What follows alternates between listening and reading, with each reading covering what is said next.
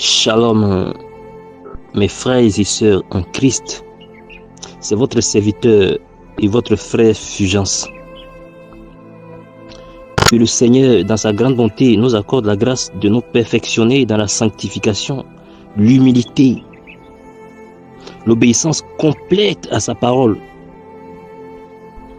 le discernement des esprits et du temps, qu'il nous accorde la grâce de rester éveillés et vigilants, qu'il inonde nos cœurs de son amour et notre esprit de sa paix, au nom puissant de notre Seigneur et Sauveur Jésus-Christ de Nazareth. Amen. Père, je ne suis qu'un vase de terre, limité à moi-même, mais toi, ta gloire, couvre les cieux et toute la terre. Viens, ô Père, toi qui connais toutes choses, de prendre le total contrôle de mon être. Viens rappeler, Seigneur, ce vase de terre. Conduis-moi, oriente-moi. Selon que tu es bon et miséricordieux, dispose le cœur de toute personne qui va écouter cette exhortation. Que la chair se taise.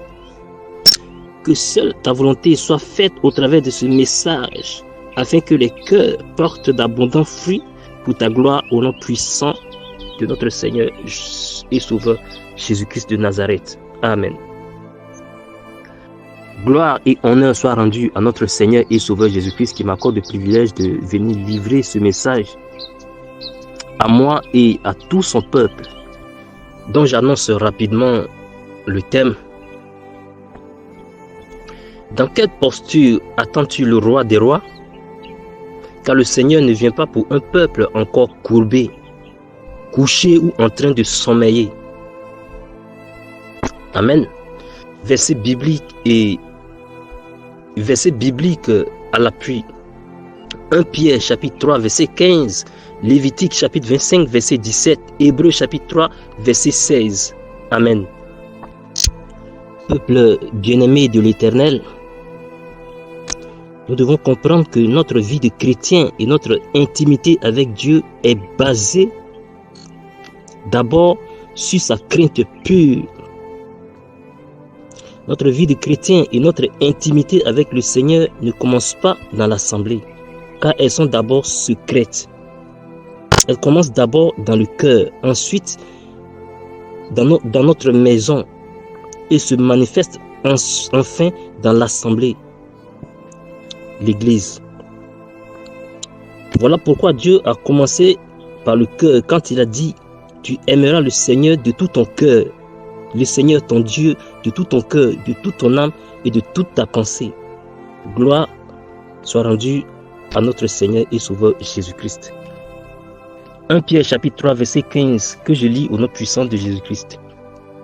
Mais sanctifiez dans vos cœurs Christ le Seigneur, étant toujours prêt à vous défendre avec douceur et respect devant quiconque vous demandera raison de l'espérance qui est en vous. Ce verset, par la grâce de Dieu, nous enseigne que notre interaction avec notre prochain, nos comportements, notre langage, nos actions, l'état de notre cœur doivent être les témoins oculaires que nous appartenons à Christ, que nous sommes disciples du Seigneur Jésus-Christ. Amen. Or, l'espérance est une attente, alors que quand on attend quelqu'un, on doit se revêtir de vêtements spéciaux, une attitude liée à cette attente. Et c'est ce que font les humains quand ils attendent la visite du chef de l'État. Ils ne portent pas n'importe quel vêtement. Ils font tous leurs efforts pour que le président soit honoré. À combien plus forte raison ceux qui attendent des cieux le Fils du Dieu vivant, le Roi des rois et Seigneur des seigneurs. Amen. Bien-aimé de Dieu, dans quelle posture attends-tu ton roi? Dans quelle attitude? Il ne s'agit pas de ce que les gens voient en toi à l'église, mais ce que Dieu voit en toi au quotidien, dans le secret d'abord. As-tu encore des disputes de mots, des querelles au quotidien? Repens-toi. Y a-t-il une personne avec qui tu ne parles pas encore? Et à qui tu refuses de pardonner? Repens-toi. Es-tu cette personne, ce chrétien toujours au milieu des païens en train de discuter? Repentance. Dans la cour même où tu vis, s'il y a des gens avec qui tu ne parles pas, pourtant les dimanches, tu vas dans la maison de Dieu avec un cœur qui est loin de lui. Mais pour qui le prends-tu?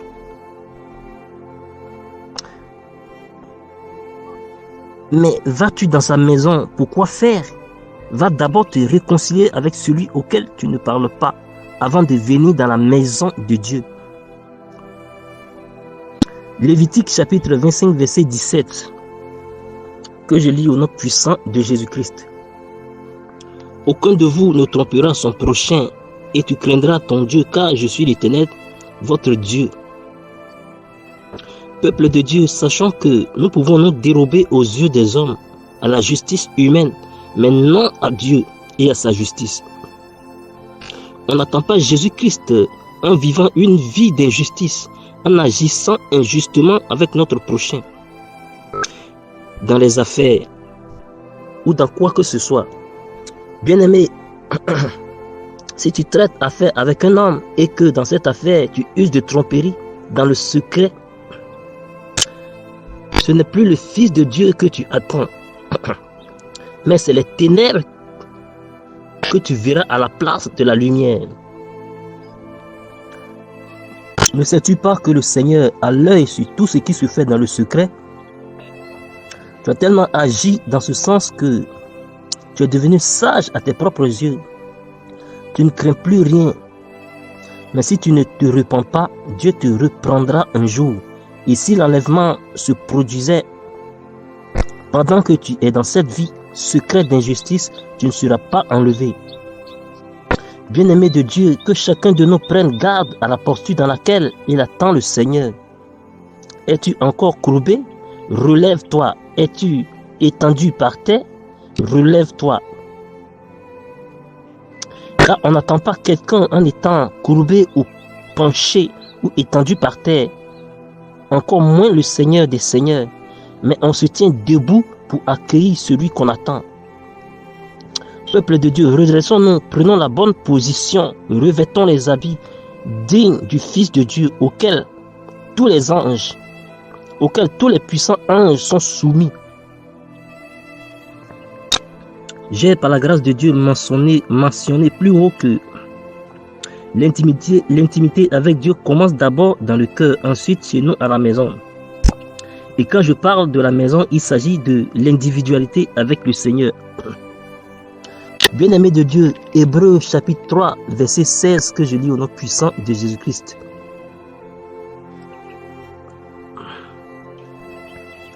Et n'oubliez pas la bienfaisance et la charité, car c'est à de tels sacrifices que Dieu prend plaisir.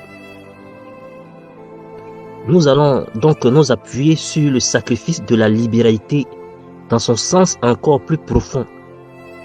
Peuple de Dieu, le sacrifice de la libéralité ne se produit pas seulement entre les hommes, mais aussi entre l'homme et son Dieu. Et ce, dans notre intimité avec lui. Nous devons comprendre que ce n'est pas toujours l'homme de Dieu qui doit nous demander de jeûner, d'avoir une vie de méditation constante et de prière. Il doit venir nous donner, venir toujours nous dire certaines choses, venir nous forcer. Il doit donc avoir ces moments-là où nous nous levons dans l'individualité pour un programme de jeûne. C'est un bon sacrifice que le Seigneur agrée vraiment. Le pasteur ou l'homme de Dieu ne doit pas toujours te forcer ou te demander d'écouter régulièrement les enseignements. Ce sont des choses que tu dois faire fréquemment dans le secret ou l'individualité. Car Dieu récompense beaucoup plus ces sacrifices que nous faisons dans le secret. Ce sont des choses en même temps qui nous aident dans notre attente du retour du Seigneur. Chers peuple de Dieu, nous sommes en attente du retour du Fils de Dieu. Dans cette attente, nous devons rester debout avec des vêtements purs. Car le Seigneur Jésus ne vient pas pour ceux qui sont encore couchés ou courbés, ou encore avec des vêtements souillés, mais pour un peuple prêt, debout par sa grâce. car il nous a tout donné pour rester debout. Que toute la gloire revienne au Seigneur des Seigneurs, Jésus-Christ de Nazareth. Amen.